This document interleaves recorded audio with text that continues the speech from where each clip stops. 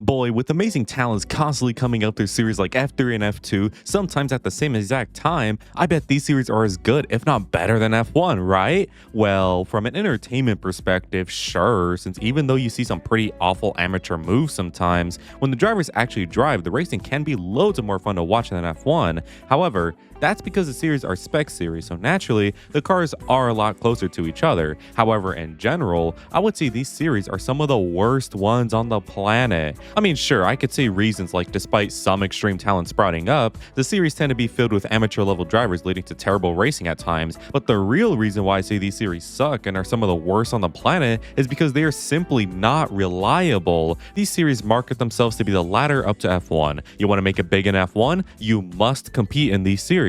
And that's fine, I don't really care about that. What I do care about though is when the series have too many external factors that can either screw you over in ways you never thought possible, inflate your own performance to seem much grander than you actually are, or simply have the funds and connections to force your way up the ladder, talent or not. And when results have long dictated if you move up the ladder or not instead of actual performance, we wound up in situations where people like Lance Stroll quote unquote makes it to F1. And of course, while this happens, deserving drivers with loads of talent misses out on the opportunity to make it to F1. The most notable example in my opinion is Théo Pourchaire, who granted I do think is slightly overrated, but is still a driver who 100% deserved a chance in F1 thanks to genuine talent. Instead though, he had people like Jack Doohan getting the chance over Théo, which I think is a worse crime than genocide. However, thankfully, F1 teams are just realizing now how deceptive the junior series can be, so recently F1 academies have been nabbing up junior drivers and running their own tests to see if they are suitable for their team in the future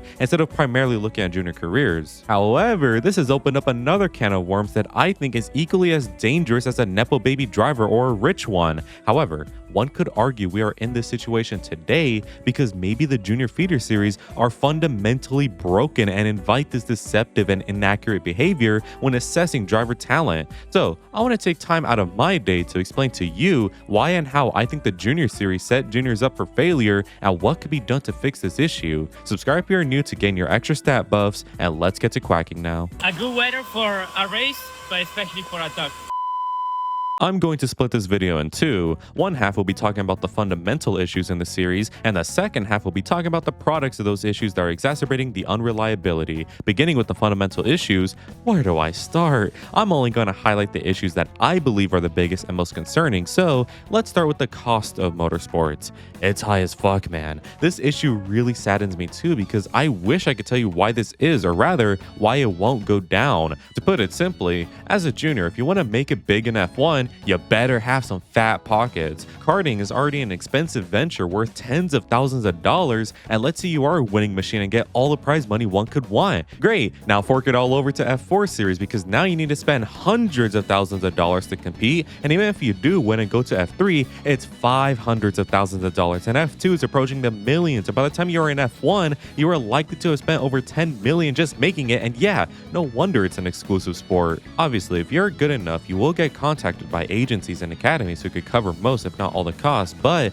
better pray you get noticed because everyone else is trying to do the same. And you know what? Can I blame the series for being this expensive? Because think about it. In motorsports, you need a fuck ton of things to look after, like people to ensure your car is good, and that's just you. For the organizations themselves, they need to constantly pay for track use, traveling costs. I mean, you can't just go all over the world or continent racing cars and expect the bill to be low, so they alleviate it by making the journey to the top expensive, but it sucks, man. As recently as 2024, Zach O'Sullivan, who was a promising driver to make it to F1, had to cut his F2 season short after a great start to it simply because he couldn't afford to race anymore. He was 7th in the standings with a couple of podiums and wins, along with being signed to the Williams Academy, and all of that couldn't even cover the cost. This is a massive issue. So imagine all the generational talents out there that were never able to pay for their way forwards or even start because the barrier of entry is too damn expensive. For all we know, you right now could be the best F1 driver to have ever lived, but you would never know because the barrier of entry is way too much for even your upper middle class family. That's why this is a rich man's sport, since, well, I think you get the point now. But let's say you finally make it, you're financially stable enough to be in the Formula Regional F3 or F2 series series, and now you need to prove yourself worthy. Good luck with that considering your engine's on a lottery. Even if you don't watch junior formulas, I'm sure you have heard of the Mechachrome lottery, but for those who haven't, Mechachrome are the main engine suppliers for the support series, and to say they have some reliability issues is an understatement, both from a literal and integrity point of view too. Now before we discuss that, I'm sure some of you who do watch the support series would probably mention Dallara in here, the chassis manufacturers, and yeah, they got issues too. However, I think the engine issue is more prevalent and crucial in determining the driver's performance, because all the chassis are very similar to each other, and even if some are better than the others with more optimal setups, a good drive from a different driver can still offset that performance. However, that is if they have a chance, since their engine has a 50-50 chance of blowing up whenever. But what if you could fix this? Well, if you show us some Benjamin Franklin's, maybe you could be blessed with an engine that doesn't blow up and show us more of that paper, and maybe your engine performs a top-notch condition all the time, granting you however many horsepower over others. Mechachrome are simply put, not reliable in the slightest. Their engines are too fragile, their people are too easily persuaded, leading to this situation. But wait, that's just a conspiracy, Mr. Duck. You have no evidence to support this. Well, yeah, you are right, but when drivers who are just mediocre like Joshua Dirksen this year, for instance, never have engine issues or at the same frequency as others, which coincidentally gets him success, it raises my eyebrow, especially when deserving drivers always have issues. To me, it's no coincidence that mediocre at best rich drivers very rarely have engine issues, while competitive and generally great drivers who are less rich always get bent over backwards by their engine. But maybe I'm just tinfoiling hat over here. It is difficult to assess engine health and engine power. You know, it's not easy. Maybe the engines do get distributed randomly, and if you win, you win, and if you lose, you lose. Either way, it's a Mechachrome gamble in the sense of you can rig it in your favor, or it's truly a gamble and you don't know what you're ever gonna get, which is still trash, mind you. I just gave my explanation for why Mechachrome sucks, but even looking objectively, just build better engines, man. In a series where every car is so similar to each other, a faulty engine or a better than usual engine can be the deciding factor by such a country mile. Drivers in general, talent or not, deserve an engine capable of just being consistent and being present in every driver's car. However, for all of these foundational issues in the series, they could still be influenced by certain factors, mainly nepotism. This is where byproducts of these fundamental issues come into play, since Nepo babies quite literally ruin the sport at times. Well, actually, technically, the entire sport is made up of Nepo babies since everyone comes from a rich and influential background. Well, yes, but when talent resides in said Nepo baby, it cancels out because they're going to be good regardless. Take Max, for example, son of Jos Verstappen. However, when you're rich and come from an influential background but aren't good, then it becomes way more offensive. Take Jack Doohan, for example, son of Mick Doohan. And in both cases, whether the driver is good or bad, first generation drivers, for a lack of a better term, suffer getting into the sport at times since they don't have the influence to make their conditions as good as possible like them. Take Victor Martins, for example. Victor was a great driver. He's F3 champion, for crying out loud. He always demonstrated clear pace and a great ability to race wheel to wheel. However, once he entered F2, he hit a stone wall since his resources became strained, while other drivers still have more to use to make their conditions as good as possible. Mix that in with low confidence, and Martins was never able to perform as good in F2, even if he is performing great again in sports car series where resources are not as vital. I just think that the idea of someone being able to ensure they have the team on their side and are always given the best setups and engines just kills the whole idea of the junior series. It's supposed to be an equal proving ground where talent will always rise above the rest. However, in practice, it's just whoever is the most rich and influential that rises above the rest, not to mention other factors like who has the most sponsors that contribute to the team. Famous example of this includes, of course, the Lance Stroll 2016 F3 season where he dominated the competition and won without a single challenge, everybody. Except Lawrence Stroll was paying off some of the Prema engineers and even had Williams engineers go and help Lance in 2016 to ensure he wouldn't be touched. There were even accusations of team orders by George Russell where he said that his teammates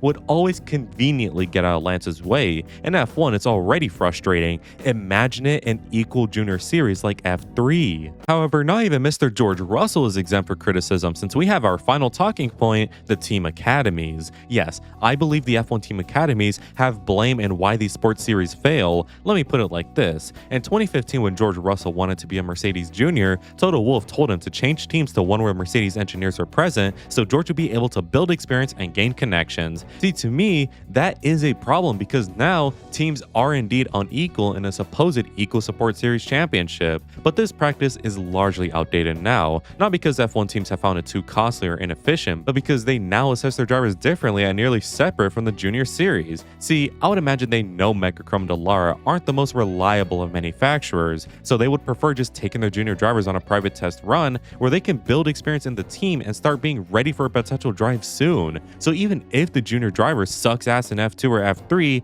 they could still make it to F1 over other drivers who aren't in an academy but still impressing in F2 or F3. Take Felipe Drugovich for example. He had a mighty F2 season in 2022 but wasn't signed to an F1 academy team, so despite winning the title, he wasn't on the grid for 2023, while DeVries and Sargent, who now we know both sucked hard ass in F1, did make it. It's just depressing when not even the junior series are seen as a reliable source for driver skill to the F1 teams, and I would imagine unaffiliated drivers right now are wondering what the point even is. And even when the affiliated drivers are still being heavily assessed in the junior series, they have resources on their side to ensure their performance stays top notch while everyone else is out of luck. It basically makes being in an academy a necessity to progress up the ladder, which on one hand, yeah, your costs are going down, but on the other, you better hope you don't stumble and fall, because if you do, not only are your F1 dreams over, but maybe your career, since your failure will be all the more publicized. So what? Despair, moan, cry?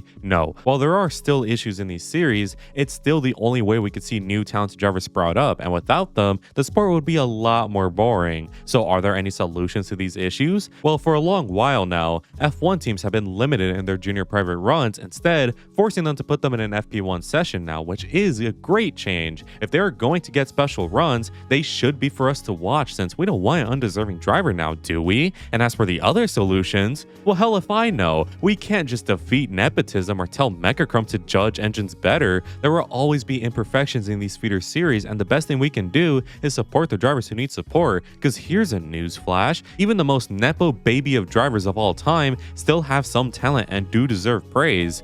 Unless her name is Niels Coolin. So despite these series, in my opinion, setting most juniors up for failure, it's not like random bums make it to F1 over talent. Mostly, talent still wins in the end technically, since resources do find their way to them. But my point is, it shouldn't be so dependent on resources like how rich your family was or the academy you got signed to. There should be more factors in these feeder series that could push out other talented names who deserve a chance too. Maybe an F1 scholarship or something that is completely separate from the team academies. I don't know. Let me know your ideas in the comments below. Anyways, those are my thoughts on the F1 feeder series. I am done talking about junior shit for a while, since there have been way too many of my videos lately, which hey, don't blame me, man. I love the junior stuff in the sport. That's where the future is, and it's always a blast to see which drivers are potentially champions in the future. Anyways, I want to give a quick shout out to all members of the vlog for their continued support. Make sure to join if you want cool benefits as well as just helping me out. Anyways, if you enjoyed today's video, make sure to leave a like and subscribe, since it really helps me out, and let me know in the comments what you think of this. And as always, have an amazing day.